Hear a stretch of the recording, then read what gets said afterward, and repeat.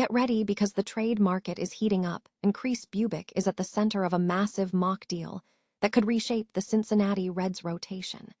We are breaking down how this former All-Star fits into their championship plans and what the Kansas City Royals would demand in return for his services.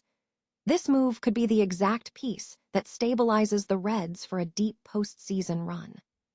Your brand new iPhone deserves the best protection, and the iLume 3-Pack Screen Protector plus 3-Pack Camera Lens Protector has you covered. Don't take risks with your iPhone. Click the link in the video description to shop now on Amazon. Meanwhile, in Southern California, the Los Angeles Angels are making waves with an explosive start to the 2026 season. With superstars like Mike Trout back in the mix and top-tier pitching from Jose Soriano, the team is looking for the perfect finishing touch to their lineup. We are digging into the latest reports on their search for infield improvements and how they plan to stay ahead of the pack. The Cincinnati Reds are proving that their offense is finally waking up in a major way after putting up 12 runs against the Tampa Bay Rays. Star slugger Elly De La Cruz is absolutely crushing it, and the rest of the league is officially on notice. We are looking at why this breakout performance is a terrifying sign for the rest of the NL Central as they cement their spot at the top.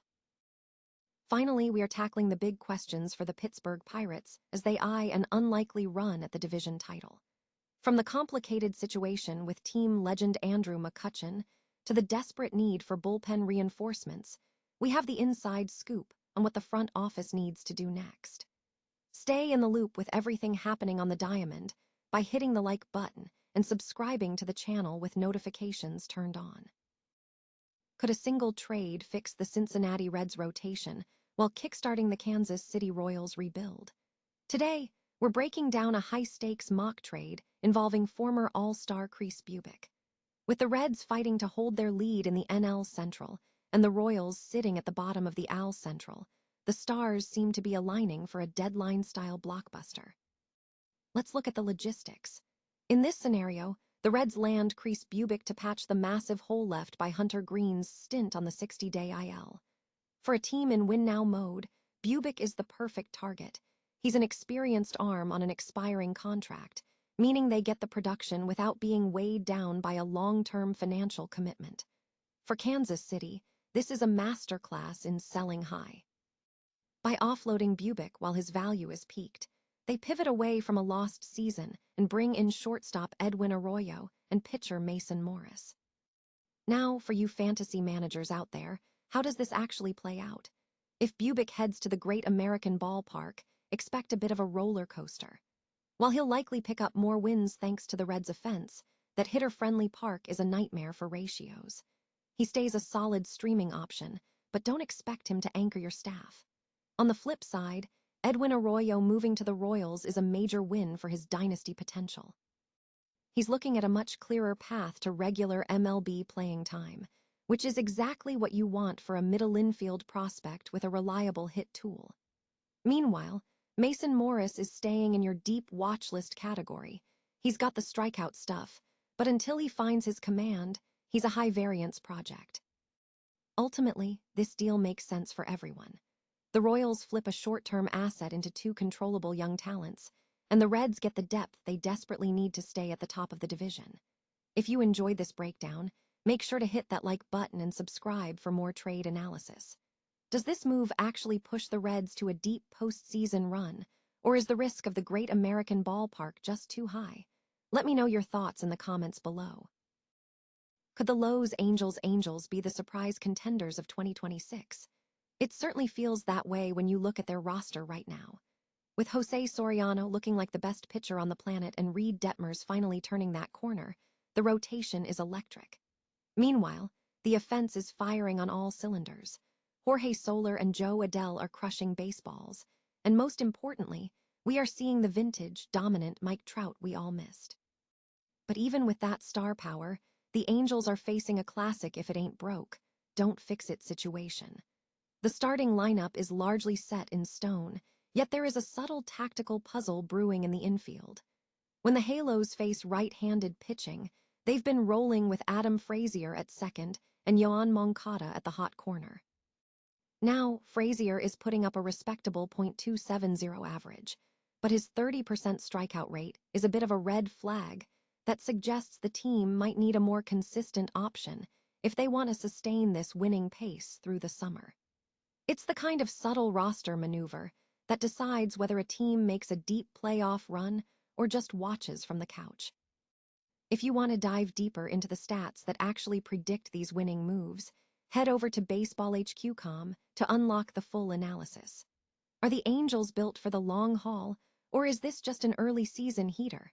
Let me know your thoughts in the comments below, and don't forget to hit subscribe for more insider baseball breakdowns. Have you ever seen a team win consistently while their offense was practically sleepwalking? That was the Cincinnati Reds, until Tuesday night. The Reds just put up a staggering 12 runs against the Tampa Bay Rays, and frankly, that should send a shiver down the spine of every other contender in the NL Central. Manager Terry Francona admitted that the team desperately needed this kind of breathing room, noting that blowout wins have been a rare luxury for them this season. Watching Elly De La Cruz absolutely demolish 2 home runs was the kind of statement performance that signals a real shift in momentum. It is honestly remarkable that the Reds sit at 16-8 with a 5-game winning streak when you consider they were dead last in batting average and slugging percentage entering the week.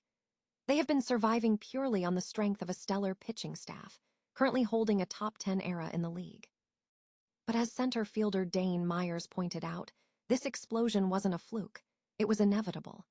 The Reds have always believed they were a dangerous offensive unit waiting to happen. If this lineup starts clicking while their pitching continues to dominate, this team stops being a surprise and starts being a legit juggernaut. They go for the series sweep on Wednesday, and the rest of the league needs to start paying attention.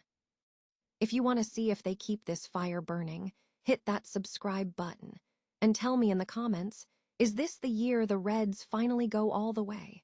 Sometimes the most dangerous teams aren't the ones that start hot, but the ones that finally wake up right when it counts. Could this be the year the Pittsburgh Pirates finally shift the narrative and reclaim the NL Central? I'm diving into your burning questions today, starting with the big one. Is a division title actually within reach? Look, I'm not ready to hand them the trophy just yet, but let's be real. The fact that we're even having this conversation is a massive step forward. Before the first pitch of the season, I predicted the Bucks would keep us entertained all the way through to football season with an 82-80 finish. I saw them holding down third, sandwiched between the heavy-hitting Cubs and Brewers and ahead of the Reds and Cardinals. And honestly, I'm sticking to my guns that they have more firepower than St. Louis or Cincinnati. Are the Cubs and Brewers tough? Absolutely.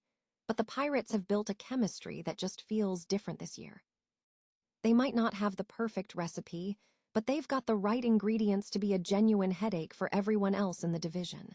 Now, let's talk about that bullpen, because that's where things get a little shaky. If you're asking if we're set, the brutal truth is no.